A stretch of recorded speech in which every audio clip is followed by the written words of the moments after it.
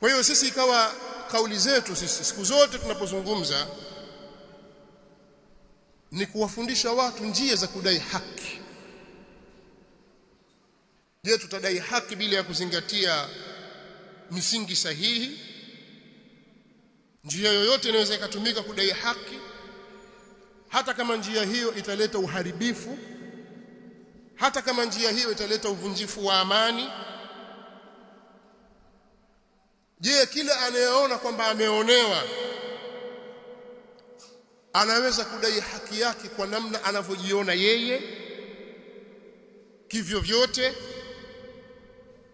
hata kama kutatokea uvunjifu wa amani? Je, ni haki ya nani ndiyo ambayo hiyo yatakiwa idaiwe kwa mabavu na uvunjifu wa amani, na haki ya nani yatakiwa idaiwe polepole taratibu bila uvunjifu wa amani?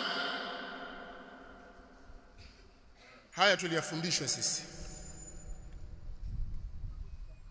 na si kweli yale yanayoenezwa kwenye mitandao ya kijamii katika kupambanisha baina ya kauli za maaskofu, wachungaji, mapadri kwa upande mmoja na kauli za mashehe kwa upande mmoja, kwamba mashehe wao siku zote wanasisitiza amani, hawazungumzii haki, lakini maaskofu wao wanazungumzia haki, kwa sababu kudai haki na haki ikipatikana ndiyo utakaozalisha amani.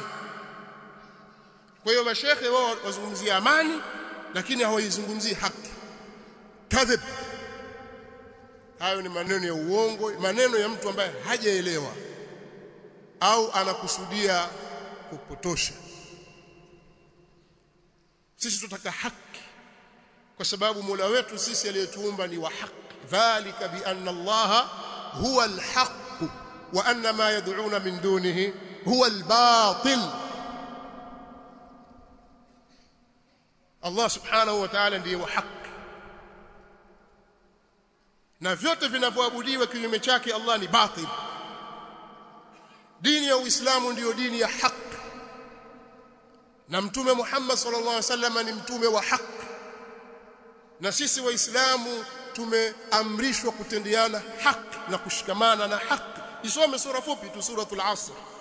Allah subhanahu wa ta'ala atangaza wazi kwamba wanadamu wote watakuwa katika hasara ila wale walioamini na wakatenda amali njema wakahusiana kushikamana na haki, watawasau bil haq.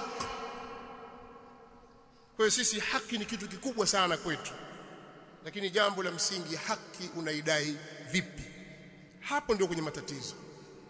Wale wanaoitwa kwamba ni wasomi, wana PhD ngapi sijui huko, wana degree ngapi, wameshindwa kulielewa hili kwa sababu hawana muongozo katika dini yao ya kuongoza kwenye hili.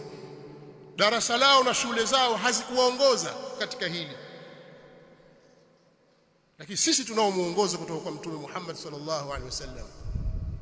Bali dunia nzima inajua kwamba zipo njia za kudai haki. Kweli wewe umeibiwa, umeharibiwa mali yako, basi kwa sababu tu umeonewa katika hilo ndio uvunje amani? Au kumewekwa mahali pa kudai haki? Katika mambo ya kilimwengu ya kawaida tu wao wanajua. Wewe waweza kumpiga huyu mara moja ukamchapa vibao, ukampiga ngumi, lakini unaona kwamba hapana, kweli ameninyima haki yangu, lakini ziko njia za kudai haki. Na hizo ndizo ambazo sisi tunahimiza zifuatwe. Nasallallahu lana wa lakum al-afiyah wassalam.